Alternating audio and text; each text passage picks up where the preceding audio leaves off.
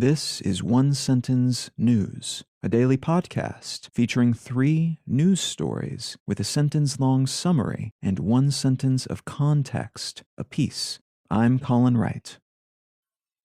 This is a sponsored message.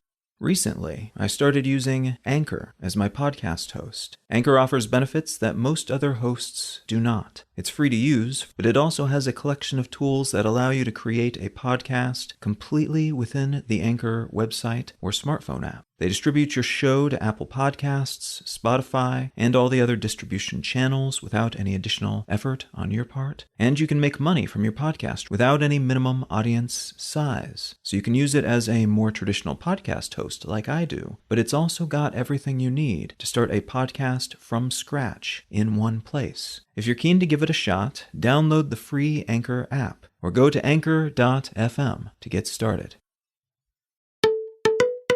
It's Wednesday, April 20th, 2022. Let's talk about the news.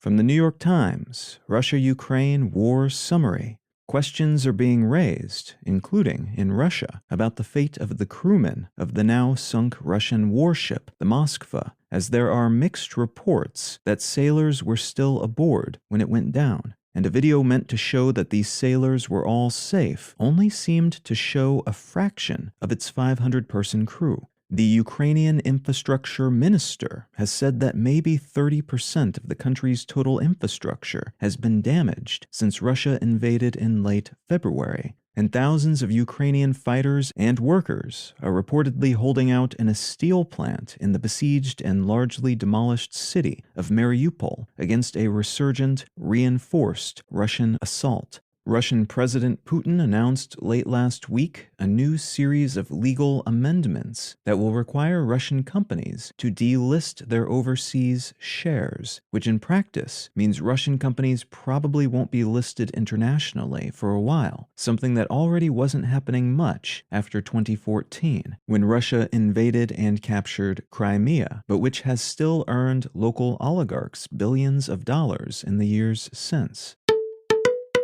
From The Verge, Beanstalk cryptocurrency project robbed after hacker votes to send themselves $182 million. A decentralized finance project called Beanstalk Farms was drained of about $182 million in cryptocurrency over the weekend, and the attacker used the project's system itself to conduct the attack. In essence, Beanstalk serves as a depository for crypto assets of various kinds, and it has a majority voting system that allows users to make decisions about how it operates. Their votes predicated on how much of the platform's total assets they own. The attacker took out what are called flash loans, very short-lived loans of crypto assets, which allowed them to buy, temporarily, the majority of Beanstalk's assets, then voted with their majority share of Beanstalk to give the platform's assets to themselves, draining those assets into their own personal crypto wallet. They then repaid their flash loans with the assets they drained from Beanstalk and pocketed an estimated $80 million in profit. Based on the duration of the flash loans they took out, this entire process took less than 13 seconds, and the folks behind Beanstalk have said they're currently investigating the attack. And from Reuters, U.S. arrests 210,000 migrants at Mexico border in March, rivaling record highs.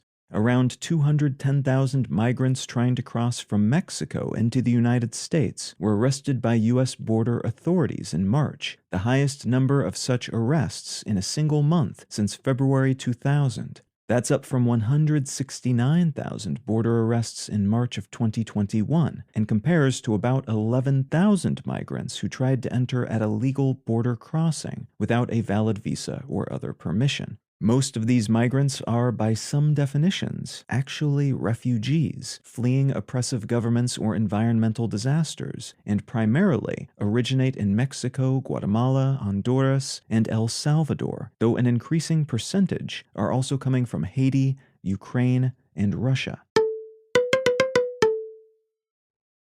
If you're finding some value in One Sentence News, consider leaving a quick review wherever you get your podcasts and or sharing the show with a friend. You can find out more about this show or subscribe to the email version at onesentencenews.com. And you can support this and other related projects, like the Let's Know Things and Brain Lenses podcasts, at understandery.com.